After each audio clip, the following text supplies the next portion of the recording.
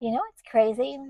I've been dashing for over 7 years, and over the years, I've discovered features in the DoorDash app that literally has helped me with time, and some make me more money. And DoorDash, they're not exactly advertising these. So if you're leaving money on the table because you don't know that these exist, this video is about to change your game. Let's dive in. Today, I am breaking down 7 hidden DoorDash features that most drivers have no idea exist. I'm talking features buried in settings, tricks that Dashers use, and strategies that veteran Dashers use to get some of the best orders. Stick around because number 5 will save you time and miles, and number 6 might make you more money. All right, feature number 1, Dash preferences. Most drivers don't know that this exists. Go ahead, let me know if you use this often. Now, if you go down to your account settings, scroll down to Dasher preferences, and look at what you can control. You can toggle on and off shopping orders, on and off alcohol deliveries, cash on deliveries. You can set your preferred order types. Here's why it matters. It's because when you toggle things off, a lot of times it helps your acceptance rate if you're trying to maintain a higher level in the tier system. However, turning a lot off can also hinder you seeing the orders and more orders more often. So this could be a very good thing, and it could also be your enemy at the same time. So use the toggling wisely, use it towards your benefit, and whether you want to see some of these orders or not. But no, the more you have toggled on, the more offers you see. Okay, feature number 2 is a scheduling hack that changed a lot for a lot of Dashers, and I still schedule even though I am a platinum Dasher. Now, you can schedule up to 6 days in advance if you're in the tier system. Not tomorrow, not this weekend, a full 6 days out. And I recommend it if you have it because you need a schedule in order to work unless you're a platinum Dasher. Now, if you have priority access, such as being in the tier system, here is DoorDash's exact policy on it. So scheduling is available 5 days in advance, beginning at 12 a.m. each day, but Dashers who meet certain criteria, such as the tier system, qualify for early access scheduling, which means that it's available 6 days in advance. Seasoned Dashers typically schedule dashes as soon as slots open up for the upcoming week. This ensures that you can secure whatever schedule that you want in advance and are ready to hit the road, especially when it's busiest. So here's the secret. So DoorDash for the tier system releases the schedule usually at 3 p.m. every day for priority access 6 days out. So Dashers who are in the tier system get first dibs on the schedule, but if you're there right at 3 p.m., you can grab some of the prime dinner slots and some of the best zones before they are gone. And if you're in an oversaturated market, you definitely need to schedule. Even I schedule and I'm still platinum and I can dash now. Even if you think you're going to work, think you're not going to work, always put in a schedule because you just never know.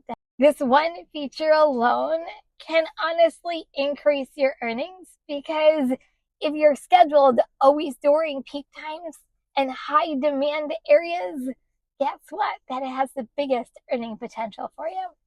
Number 3, worry-free unassigned can be your best friend if it is available in your market. It is not available in all markets. If you wait at a restaurant for 10 minutes or more, if you go to hit unassigned, if DoorDash has deemed that you can do a worry-free unassigned, which means it won't hit your cancellation rate, you can unassign, walk away, and not affect your ratings one single bit. It is the fail-safe that if you're at a restaurant for a long period of time, it's time to cut your losses and move on and go make more money somewhere else besides the order you're currently on. For me, I only keep orders if the money is actually worth the time that I'm investing in waiting at a restaurant. A lot of times, It is easier to cut your losses and move on than sit and wait at a restaurant. That's why worry-free on a sign will save you time and could also make you more money if you can get rid of a order that's costing you money instead of making you money. Number 4, flash offers. These are hidden bonuses that pop up randomly, and most drivers miss them because they're not paying attention. They show up as a push notification, but here's the problem. If you don't accept them within minutes, they just disappear. Hence the word flash. I keep my notifications on specifically for flash offers. I know many Dashers who get one during slow times, like a Tuesday afternoon, like $12 for 2 deliveries, and that turned in their $15 an hour shift into a $25 an hour shift instantly.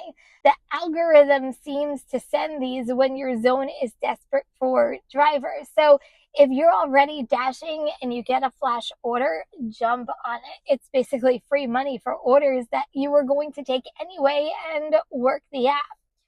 I don't see these too often because I have a lot of drivers in my market, but if you do have this, man, take them and run with them. Pro tip, these pop up most often during weather events, sporting events, or even unexpected dinner rushes, so be on the lookout for them. Okay, number 5. This also isn't available in a lot of markets, and you have to really know what you're doing.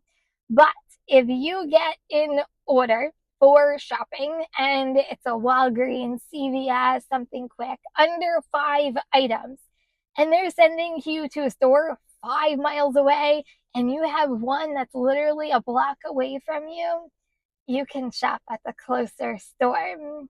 The key to this, though, is looking at the items before you do this to make sure that they're universal items that you can get at any location. If they're specific items, then you're going to have to go to the original store.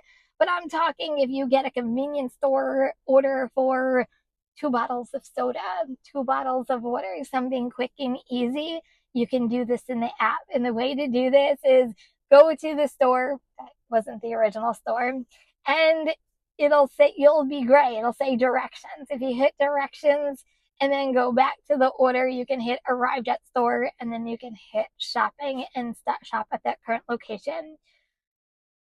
You cannot do, I'm going to say, more than 5 to 10 items at max, because I know a Dasher who tried this with 25 item shop and they made them go all the way back to the original store they wanted them to shop at. So be careful.